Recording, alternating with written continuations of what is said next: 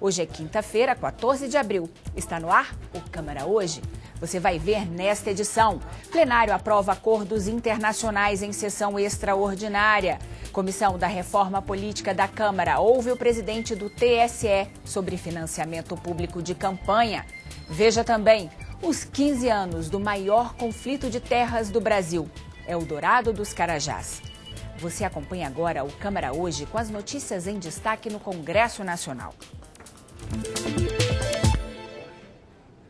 E começamos esta edição com informações da sessão extraordinária do plenário que aconteceu hoje pela manhã.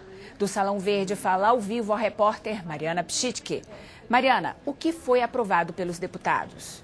Adriana, os deputados votaram hoje 2 projetos de decreto legislativo com acordos internacionais. Um entre o Brasil e a Libéria e o outro entre o Brasil e a Guiana.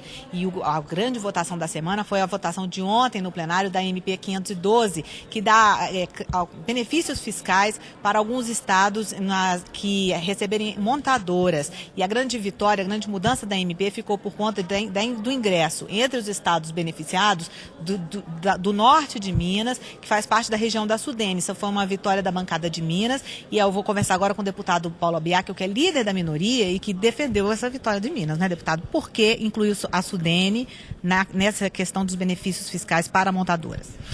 Bem, em primeiro lugar, foi uma vitória da bancada de Minas, mas foi uma vitória da oposição, sobretudo. Nós nos colocamos contra o texto, pedindo ao relator que incluísse a região norte de Minas, que tem índices de desenvolvimento econômico e humano muito semelhantes aos do Nordeste, na área de benefícios fiscais concedidas pela medida provisória. O governo errou, porque se esqueceu do norte de Minas. Já Juscelino Kubitschek, em 1959, criou a Sudene. E os governos, sucessivamente, vêm mantendo a política de incentivos a essa região, que é idêntica ao Nordeste em termos de desenvolvimento humano e econômico.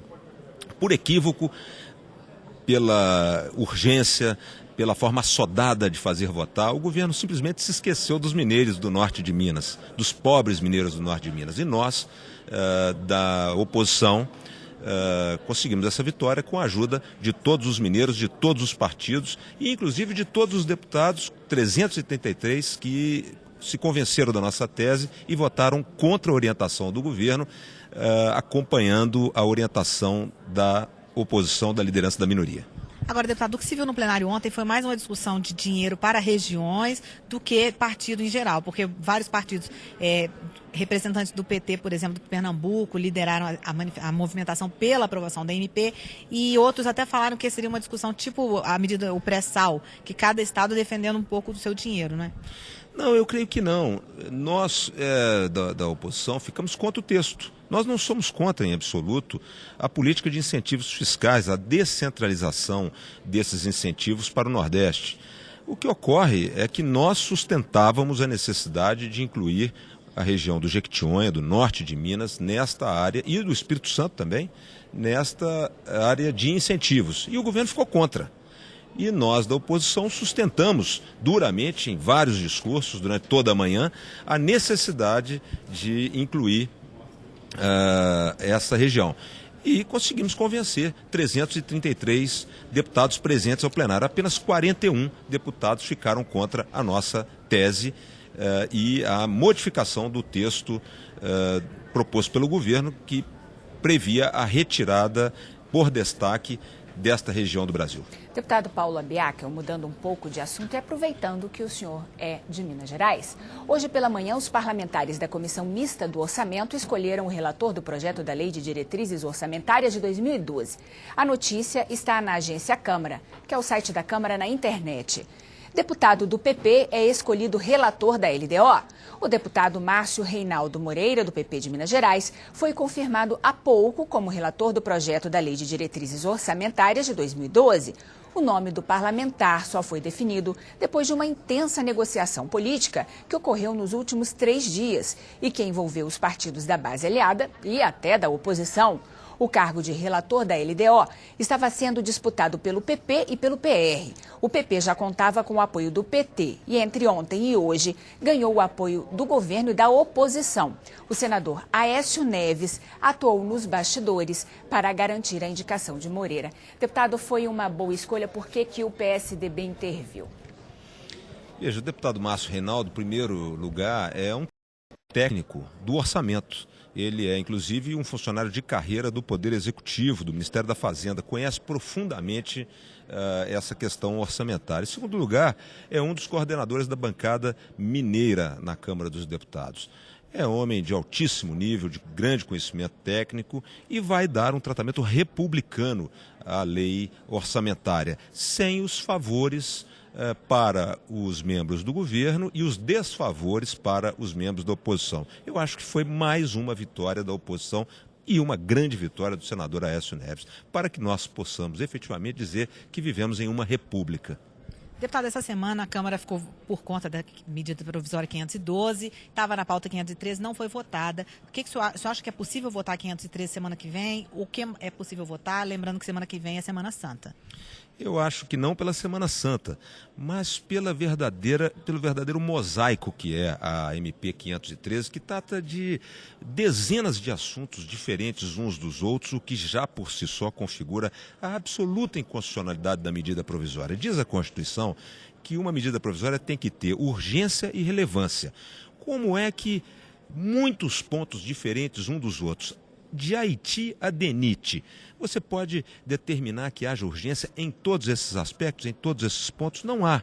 Então, eu tenho a impressão que haverá discussão da matéria, não há, a princípio, disposição para um embate de obstrução, mas de discussão, firmemente, para fazer com que todos os deputados possam se convencer de que estes navios cargueiros repletos de contrabando, como podemos dizer de forma simbólica, é o que significa essa medida provisória horrorosa, cheia de itens diferentes uns dos outros, seja votado na Câmara dos Deputados, ao arrepio da Constituição Federal. Nós, da oposição, vamos lutar duramente contra essa política do governo federal de impor ao Congresso medidas de assuntos diversificados e que não contêm efetivamente os pressupostos constitucionais de relevância, urgência e imprevisibilidade. Para terminar, deputado, o que o senhor acha que é possível votar semana que vem?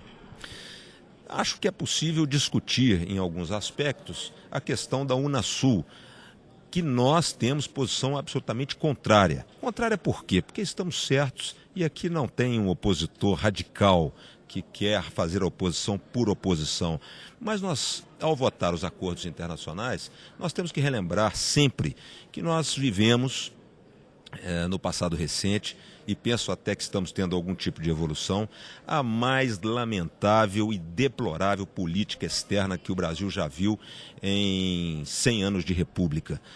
Basta lembrar o lamentável episódio do Irã, o lamentável episódio de Itaipu Binacional, o lamentável episódio do convívio Venezuela-Brasil, o lamentável episódio do relacionamento do Brasil, do chefe de Estado brasileiro com o líder Gaddafi. Portanto, nós da oposição temos que ter muito cuidado, examinar muito cuidadosamente todos esses aspectos que dizem respeito aos acordos internacionais e a forma como o Brasil se posicionou em relação a estes acordos e ao convívio com essas nações que querem esses acordos. Será algo para fazer política internacional ou são realmente questões de interesse da nação brasileira, do povo brasileiro? Porque Itaipu Binacional foi um presente para os paraguaios, em prejuízo para o povo brasileiro.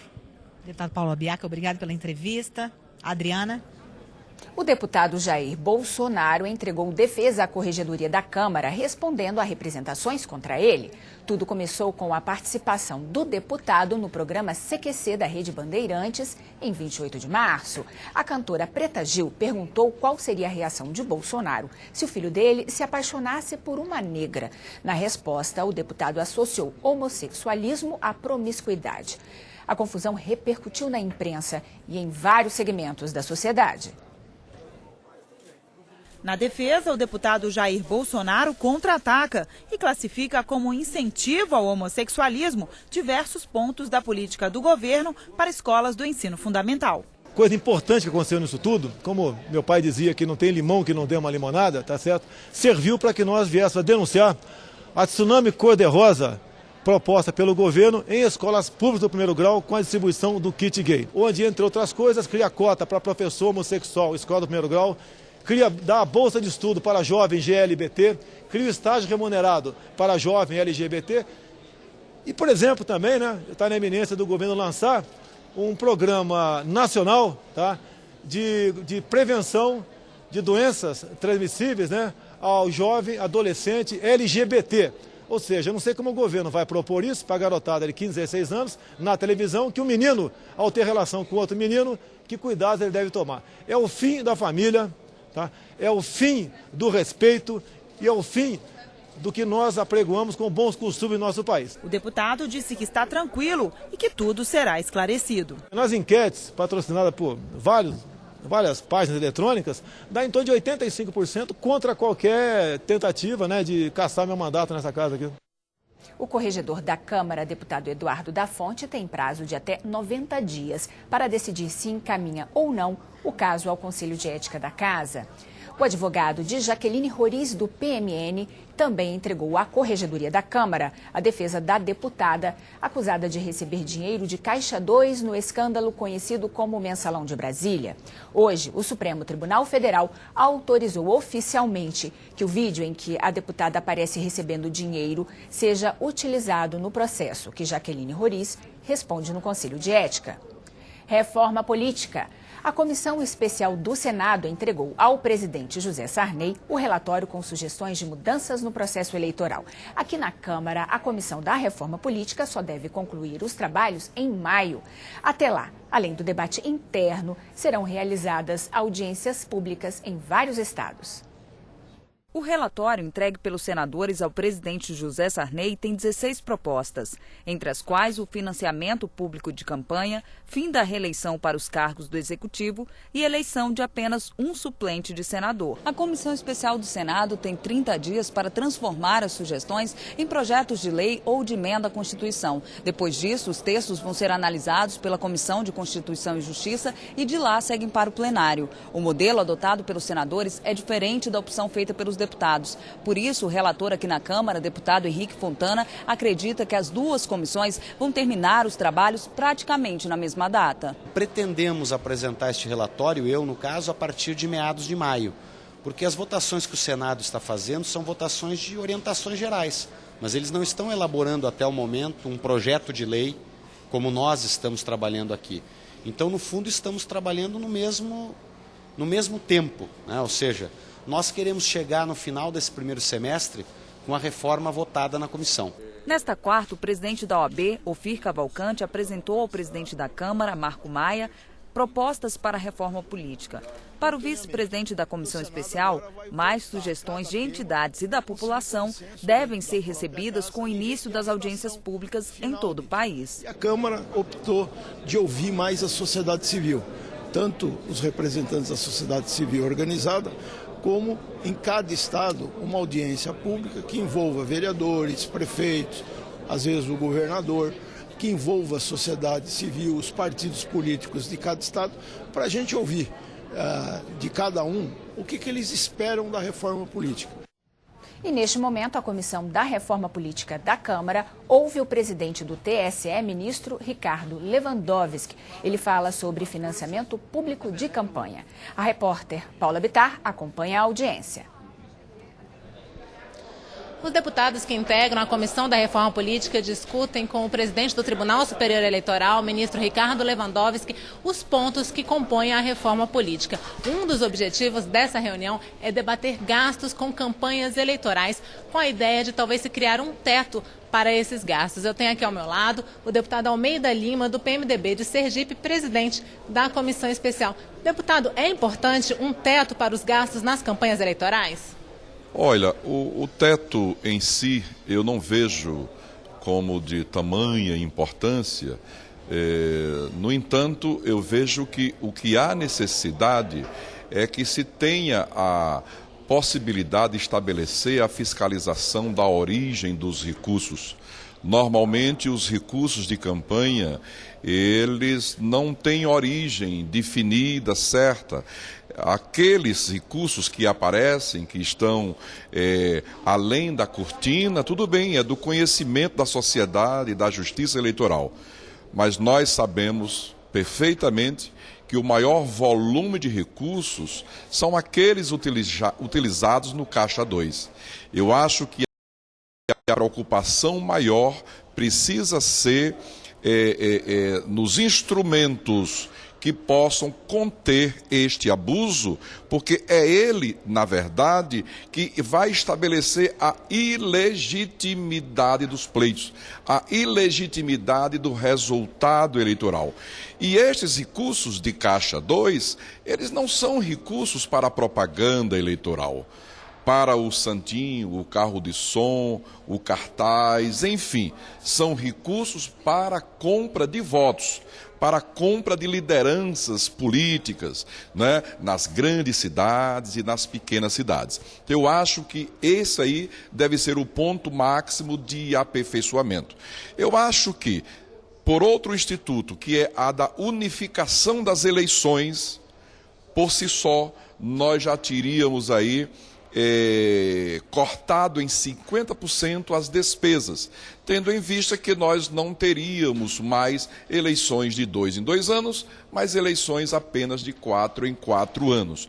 Um outro aspecto é o barateamento dos custos com a propaganda eleitoral, na medida em que pudesse ser regulamentada a propaganda sem a utilização dos efeitos hollywoodianos que nós temos visto nos programas de televisão, sobretudo. Portanto, eu acho que são aspectos que, de forma indireta, irão contribuir para o barateamento das campanhas, a diminuição dos custos de campanha e o estabelecimento da legitimidade dos pleitos. Agora, o ministro Ricardo Lewandowski já se posicionou de forma contrária a pontos da reforma política, como o financiamento público exclusivo de campanhas, as listas pré-ordenadas e o fim do voto obrigatório. O que o senhor acha? Olha, eu acho que são posições relevantes, né? Ele se apresenta e fez questão de frisar, não como ministro do Tribunal Superior Eleitoral e o seu presidente, mas como um professor de teoria geral do Estado, não é? Como um acadêmico, um estudioso. Eu acho extremamente importante, concordo com ele, inclusive, quanto a esses pontos levantados. Há uma combinação, inclusive, aí, digamos, de pensamento, e vejo como uma grande contribuição ao debate que nós estamos processando e vamos continuar a realizar, não apenas aqui em Brasília, na Câmara dos Deputados, mas em todo o país. Deputado, tem se falado na apresentação de um relatório final da Comissão Especial da Reforma Política aqui na Câmara já em maio, em vez de setembro. Será possível isso? Não, em maio não. Nós temos aí já um entendimento que deveremos antecipar para o mês de junho. Mas por todo o mês de abril e maio, nós teremos debates em Brasília e nos estados. Encerraremos esses debates no final do mês de maio e acredito que no mês de junho nós já teremos, sim, um relatório discutido, debatido e deliberado aqui na comissão. Okay, deputada Almeida Lima, do PMDB de Sergipe, presidente da Comissão Especial da Reforma Política, muito obrigada pela entrevista. Adriana. Um seminário aqui na Câmara lembra os 15 anos do maior conflito de terras no Brasil. Eldorado dos Carajás. O massacre de Eldorado dos Carajás assustou o país. 19 trabalhadores sem terra mortos e dezenas de feridos durante uma operação da Polícia Militar do Pará. O confronto ocorreu quando 1.500 sem terra decidiram fazer uma marcha em protesto contra a demora na desapropriação de terras da região. Até hoje, os sobreviventes esperam a punição dos culpados. O Tribunal do Júri de Belém responsabilizou pelo crime o coronel Mário Colares Pantoja e o major José Maria Pereira de Oliveira, que comandavam a operação policial. Os dois aguardam em liberdade o julgamento dos processos no Supremo Tribunal Federal. E a Câmara realiza hoje, no auditório Nereu Ramos, o seminário Eldorado dos Carajás, 15 anos de impunidade. O deputado Marcon, do PT do Rio Grande do Sul, foi quem sugeriu o evento. Ele conversou agora há pouco com a TV Câmara e defendeu a punição de todos os envolvidos no massacre. Porque a nossa justiça muitas vezes também falha, e falha muito feio, como foi essa questão que foi dado liberdade para os brigadianos que atiraram, os oficiais estão soltos, os bandidos estão soltos, e os nossos 19 companheiros fazem 15 anos que estão embaixo na terra, e nós precisamos ter justiça, e é a justiça que tem que fazer, punir quem cometeu esse grande crime no estado do Pará. Comércio pela internet e regras para evitar o endividamento podem entrar no Código de Defesa do Consumidor. Uma comissão do Senado estuda alterações no Código e as sugestões foram tema de debate aqui na Câmara. Entre 2003 e 2009, 29 milhões de brasileiros entraram na classe C, a chamada nova classe média. A notícia tem um lado negativo. Com o aumento do poder de compra, crescem também as dívidas. Nós recebemos pessoas que vêm na segunda parcela que já não podem pagar. Compraram sem fazer conta. E aí, quando vê que um carro de 23 mil vai custar 70, começam a achar que já fizeram um mau negócio. Há riscos, sobretudo para os consumidores que não estão adequadamente informados sobre os encargos financeiros, sobre a necessidade de, uma vez recebido o seu salário, de ter o chamado mínimo existencial garantido para alimentar sua família. Essa mudança no perfil da classe média aconteceu depois da elaboração do Código de Defesa do Consumidor, que já tem 20 anos. Ele ainda é considerado instrumento essencial na defesa dos direitos dos consumidores, mas especialistas e parlamentares concordam que ele precisa ser atualizado. É necessário que a gente continue lutando, nós aqui deputados, na Câmara dos Deputados, fazendo esses reclamos junto às agências reguladoras e junto ao Banco Central sobre a questão das tarifas bancárias, das tarifas de cartão de crédito, que temos avançado, mas ainda não estamos satisfeitos com as cobranças ainda existentes. O presidente do Instituto Brasileiro de Defesa das Relações de Consumo diz que é preciso regulamentar o comércio eletrônico. Quando você é vítima de uma fraude pela internet ou de um atraso de uma entrega e você precisa processar o site, você não acha CNPJ, você não acha endereço. Uma audiência pública na Câmara discutiu mudanças no Código. Entre as sugestões em debate, medidas para proteger o brasileiro do superendividamento e a inclusão na lei de regras para o comércio eletrônico. O presidente da Comissão de Defesa do Consumidor propõe que os deputados comecem a revisar o Código pelos pontos que já foram questionados na Justiça. A presença das mulheres na política? Pela primeira vez em 180 anos de história da Câmara dos Deputados, uma mulher assumiu a presidência da casa. A deputada Rose de Freitas, vice-presidente da Câmara, assume o cargo durante a viagem oficial do presidente Marco Maia à Espanha. Ela fica na presidência até o próximo domingo, dia 17 de abril. O ato de transmissão do cargo foi bastante prestigiado, principalmente pela bancada feminina. O presidente Marco Maia está em viagem oficial à Espanha. E hoje pela manhã, a presidente em exercício da Câmara, a deputada Rose de Freitas, lançou uma nova edição da obra Legislação da Mulher, que faz parte da coleção Edições Câmara. A coletânea reúne os principais textos legais sobre temas relacionados às mulheres e também apresenta novidades em relação às edições anteriores. O livro é uma consolidação das nossas iniciativas e todas as outras que foram tomadas em vários setores da vida pública, nos decretos, nos acordos internacionais, nas legislações, todas elas consolidadas. Muita coisa, muito direito veio exatamente dessas iniciativas. E muito mais a vontade de que essa consolidação de leis, projeto, decreto e iniciativas, elas significaram o avanço na luta das mulheres. E atenção, eleitores que não votaram nem justificaram a ausência nas 3 últimas votações têm até hoje para regularizar a situação junto à Justiça Eleitoral. Segundo o TSE, quase 1,5 milhão de eleitores podem ter o documento cancelado. Quem não regularizar a situação fica já a partir de amanhã impedido de retirar passaporte, carteira de identidade, alguns tipos de empréstimo e de receber salário em emprego público. Agora são 12h54 em Brasília.